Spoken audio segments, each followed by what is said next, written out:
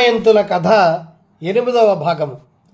రాజధానిలో రాజపథంలో దమయంతి వెడుతున్నప్పుడు ఆమెను చూచిన నగర పౌరులు ఆమెను ఎవరో ఒక పిచ్చి మహిళ అనుకున్నారు.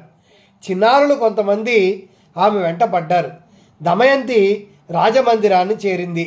ఆ సమయంలో రాజమాత కిటికీలో కూర్చొని పిల్లలు వెంబడించగా వస్తున్న దమయంతిని చూచి తన దాదితో, చూడు, ఆ సుందరి ఏదో బాధల్లో ఉన్నట్లుంది, తనకొక ఆశ్రయం వెతుకుతున్నట్లుగా ఉంది, పాపం, నీవు వెళ్ళి ఆమెను నా దగ్గరకు తీసుకొనిరా అని అంటూ, ఆమె ఎంత అందంగా ఉందంటే మన మందిరానికి వస్తే మన మందిరమే మరింత వెలిగిపోయే విధంగా ఉంది అని దయాపూర్వకంగా చెప్పగా దాది ఆమె ఆజ్ఞానుసారంగా ఆ సుందరిని రాజమందిరంలోనికి తీసుకువచ్చింది.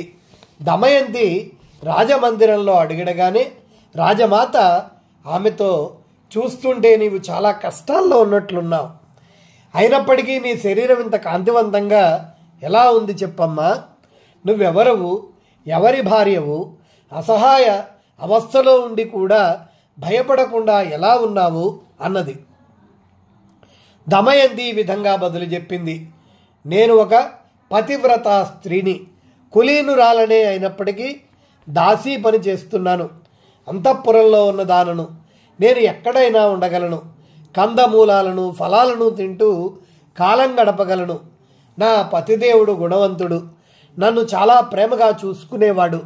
కానీ నా దురదృష్టవశాన నా ఏ అపరాధము లేకుండా రాత్రి సమయంలో నన్ను ఒక్కతెను నిద్రిస్తున్న సమయంలో వదిలిపెట్టి ఎక్కడికో వెళ్ళిపోయాడు. అప్పటి నుండి రాత్రి పగలు అని లేకుండా ఆయన గురించి తిరుగుతూ వియోగ బాధలో తప్పించిపోతున్నాను.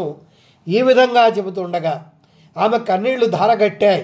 ఆమె ఏడవసాగింది. దమయంతి కథనం విని రాజమాత కరిగిపోయింది.